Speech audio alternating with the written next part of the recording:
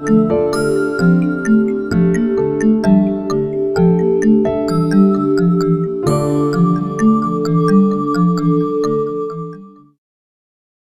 morning, ladies and gentlemen. I hope you're doing great. Welcome back in another podcast.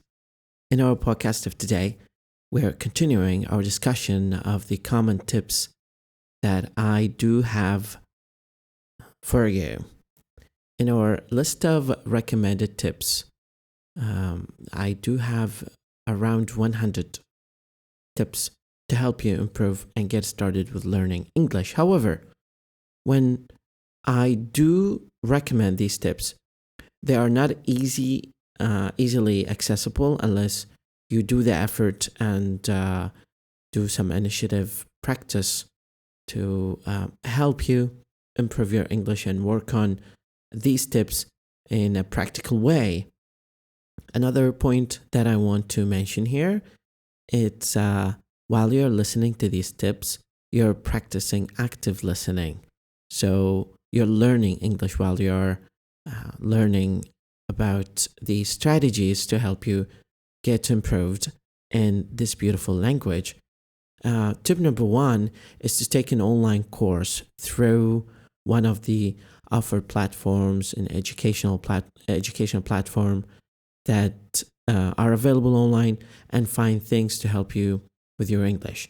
Don't just get stuck in the materials that you have, but you need to find access to people to talk to. If you do not find access to people you cannot talk to, start recording yourself using a camera or your phone.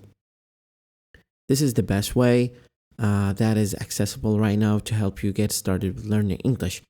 Learn the words that are most common in English that are related to events and community meetings and conversation. These are necessary to help you get started listening effectively to people and also speaking. Keep a companion dictionary with you, English, Arabic dictionary. So English, Arabic dictionary is useful because it gives you the description of the words in English, and also it helps you in case you do not get to the right meaning of that word in Arabic. Also, it should have some transcription of pronunciation. It helps you a lot. Learn business English is also important because at some point in your life, you'll need English language to communicate business-wise.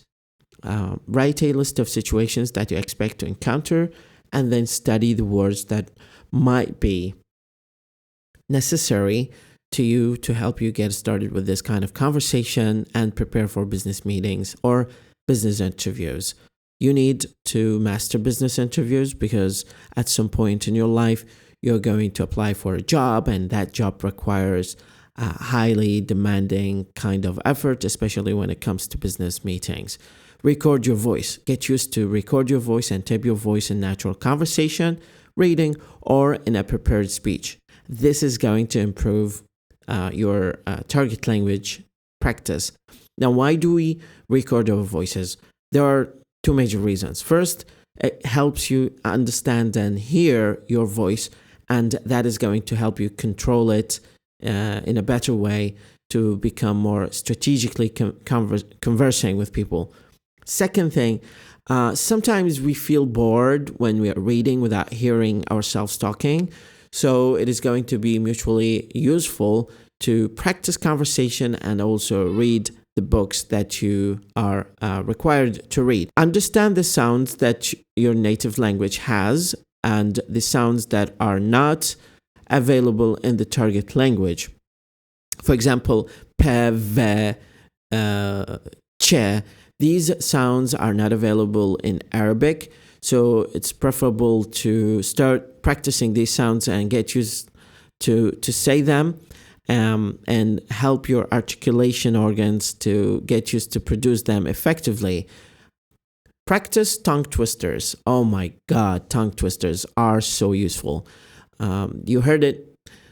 Read or find tongue twisters. There are so many applications online that have tongue twisters, and they help me a lot improve my English. These tongue twisters are so common in English, but I use them for the purpose of improving my pronunciation and moving from one word to another, like Peter Piper picked a pack of pickled pepper. Peter Piper picked a pack of pickled pepper. Or let's say Leonard and Layla learned a language with Lo. Lots of effort, So it's very useful, and it's very common in English to use these. And sometimes they are useful to trick your friends and help you get both benefit from practicing these weirdly put words. And that is going to help you eventually improve your English. Improve study skills. Like, what skills you need to ask yourself? What skills do I have to work on as a native language learner? So do you need to outline or use a certain kind of framework for that? Or do you need to go for the mnemonic devices or review certain aspects of English that are necessary to be improved? Ask yourself, what do I need to do in order to get to the point where I am shooting for? I've talked about that in the previous episodes, but also I want you to apply the expressions that you learned in English, because that is going to help you so much. Try to avoid literal translation because it's not useful sometimes. And also the last tip is very important and effective. I used to read medical prescriptions, like for medicine. I buy medicine from the pharmacy for my grandfather and my late grandmother. And I used to take the prescription of that medicine and start reading it, translating the words that I don't know. So reading catalogs is going to help you so much. It just helps you exponentially improve your English. It does not have to be a holiday brochure or catalog, but you can look at items that might be ordered by a friend or one of your family members and read the description and prescription of these items. That is going to make you so much better, because you're going to come across so many new vocabulary that will ultimately help you improve the list of vocabulary that you work on. Remember something, accent is not that much important, but by the course of time, you'll start to get certain accent inclination and predilection here. So for example, if you like American accents, eventually you'll start to pick it up.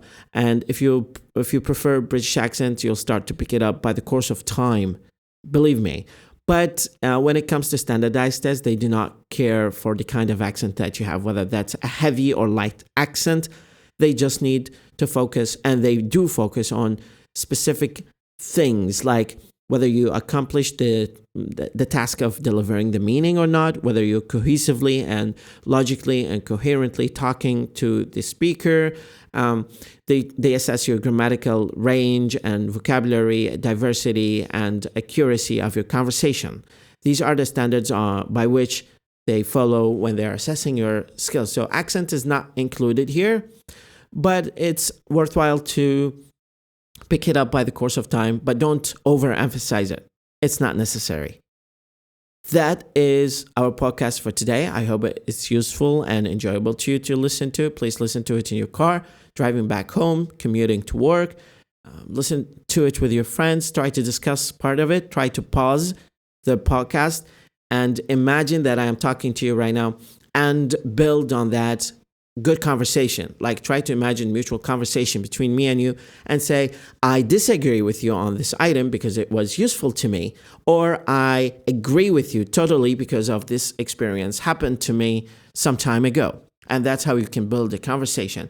I used to watch CNN and pause the satellite channel for a second or 1 minute and then open a discussion with the speaker, with the commentators. Of course, they don't listen to me because it's live broadcast.